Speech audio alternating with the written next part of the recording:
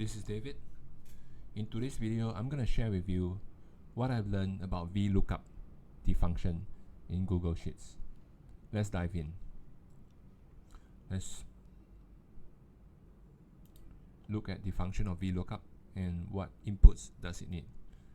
In the function as shown in this example, we can see that it requires a search key, which is the identification that or the numbers that you're looking for, the range, which is the cells from the tables and the columns in the range and the rows, the index, which is the number of columns, 1, 2, 3, 4, 5, 6, and the last one is sorted, assuming by default it is false because it is assumed that the table that you are provided isn't sorted. Okay, let's see how we're gonna use this for my custom stock scanner. This custom stock scanner is readily available in the description below. It is derived from an existing stock scanner, but let's see what I've learned about Vlookup and is it useful to be added in to my stock scanner. Okay, this stock scanner only looks for tickers or the stock market that has 750,000 trading volumes on the day of the record. Itself, the trading volume is very important for retail traders like us, like me specifically, because I want to get in and out of the market within that day itself. So as you can see, most of the volumes are way above 750k. And I'm using this stock scanner to highlight, to help me to identify whether it is a full bullish engulfing candle with pretty high volume as specified in this signal for first green day. However, as I explore Vlookup, it doesn't help me that much with this kind of arrangement. Let me show you what I mean. When you do a Vlookup, you need to have the identification or the key that you want to look on the left side, the most left side of the range. It can be from here to here, or it can be from here to here. So the limit for using this Vlookup is really obvious because you must know what is the identity that you want to look for on the leftmost side of your table. So let me show you what I mean. Let's say I'm looking for rail. Okay, so I need to type rail. Okay, so as you can see in the column, I've already set examples. For retail traders, you have to understand what price you're willing to risk according to the size of your capital. So for me, I only trade stocks that are $10 and below. So price is very important to me, and I need to know the percentage change of the day, and most specifically the trading volumes that occurs on that day itself. So rail, and I could easily extract this, copy and paste, but because for this video I'm going to show you the usefulness of Vlookup and how it would help me in my custom stock scanner. As you can see, for Vlookup you need 3 variables. So Vlookup, first is the key, the search key, which is this one. Second, we need a range. So I'm gonna click here. I'm gonna hold down Shift and select all. Okay. Next, what do we need? The index, the column So in order to know what column we are looking for, I look at what am I looking for. I'm looking for sector, industry, price, change, volume.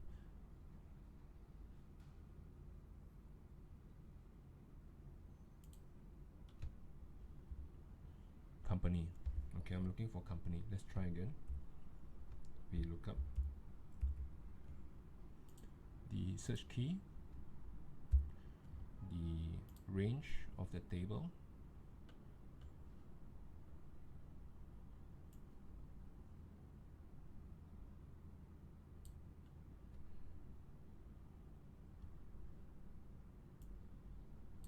company, which is the index, which is the column. So company is at C, which is 1, 2, which is 2. And the last one would be false. By default it's false, but we key in anyway. Okay, so if this formula is correct, it shall give us the name of the company for real. Freight Car America for real. Is it correct?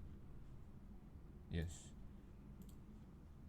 So I'm gonna drag this out and see whether I get what I want. Most likely I'll get an error.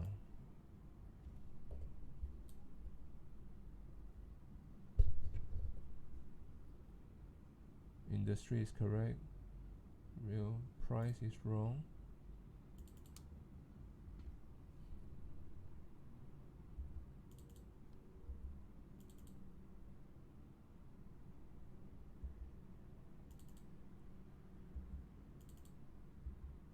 Okay, the calculation are wrong because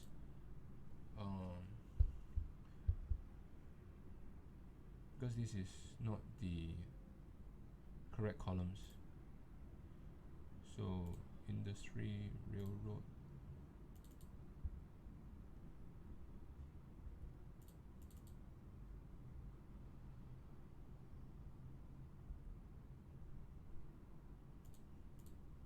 okay. In order to avoid this kind of assumption, we shall lock in the columns with F4, and we shall lock in the range. Okay, let's try again.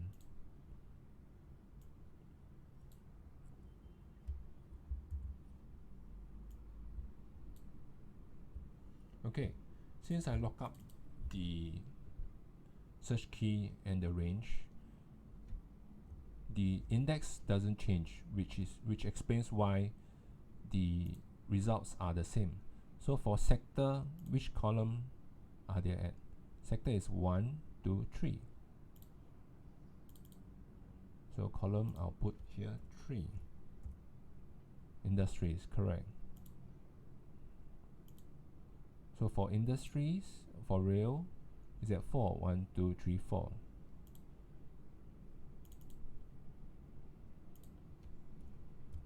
Do you understand now? For price, where's column prices? It's at letter I. 1, 2, 3, 4, 5, 6, 7, 8.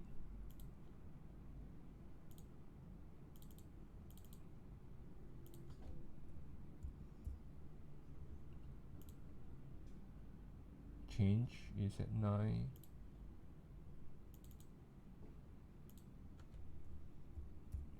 Volume is at 10.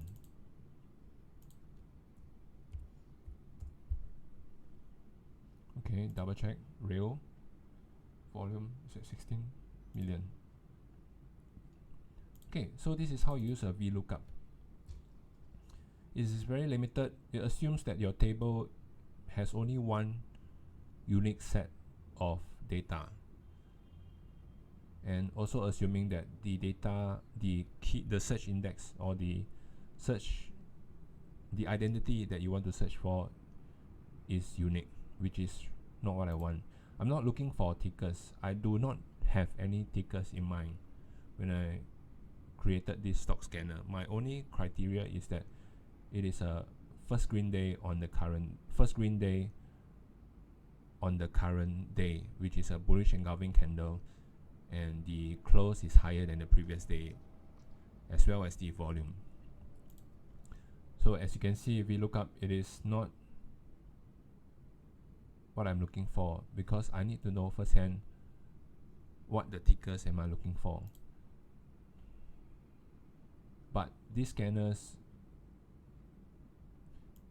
look for all the tickers that are top gainers, and I use this based on the first day signal and the second day signal, which is a first green day and a red bar. This VLOOKUP isn't useful at all. However, if I were to change the way the tables are being represented, with the first day signal and the second day signal in the first column of the range, which I've done here. See, second day signal. So I'm looking for first green day, and we start with VLOOKUP. Okay, let me try this over VLOOKUP. And this time I've used this table that I changed.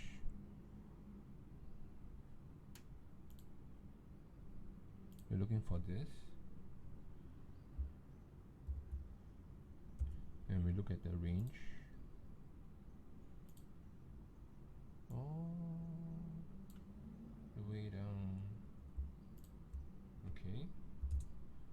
Then right now I'm looking for, what am I looking for? Oh, for the tickers. Okay, I'm looking for the tickers. So the tickers is at 1, 2, 3, column 3, index 3. Okay, let's try 3, false. Okay, so let's log this. Let's drag this down. Again, because the index, the column doesn't change, that's why the result doesn't change. Let's look for price.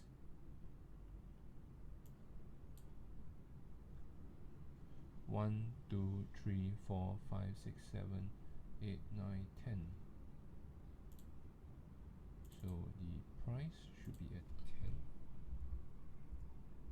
The change should be at 11. And the volume should be at 12.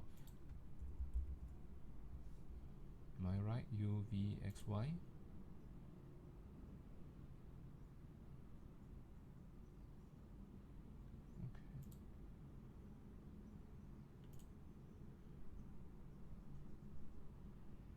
82 million. Yep. So in order for you to use a VLOOKUP on your custom scanners, if you're using like mine, you have to actually change how the tables are being placed, the columns are being placed, in order to make use of VLOOKUP. And VLOOKUP is limited to one data. Have granted, if I see, it's only looking for this first green day, this text. But there are many first green days, like this one, this one, this one, this one, this one. So it is not so useful for me to use VLOOKUP, because the data return is like, has to be unique, and the tables has to change. So if you're getting data from an existing stock scanners, more or less the first column would be the ticker symbol. I've already illustrated how I use filters or sort range to sort the tables according to what signal I'm looking for. I hope you understand how to use VLOOKUP in this video and the limitation that it has presented to you. I would not suggest using VLOOKUP unless your table contains data that are only unique, not more than one data that is unique. It means all the data in the table has to be unique from one another. And because of the limitation, you also need to know the column presented according to the data that you're looking for, which is you have to only do it once, but this is not what I'm looking for my stock scanner. I hope you like this video. If you got any questions about Vlookup or Google Sheets or anything pertaining to the stock scanner, that I'm make it readily available in the description below. Please leave your questions in the comments below. And if you find this video useful, please like and share this video. And if you're new to this channel, my name is David, and I'm a day trader for the US stock market, and I wanted to create a custom stock scanner that would help me minimize my time running through all these tickers that are easily available. I hope you find this video useful, and I'll catch you another way. Bye.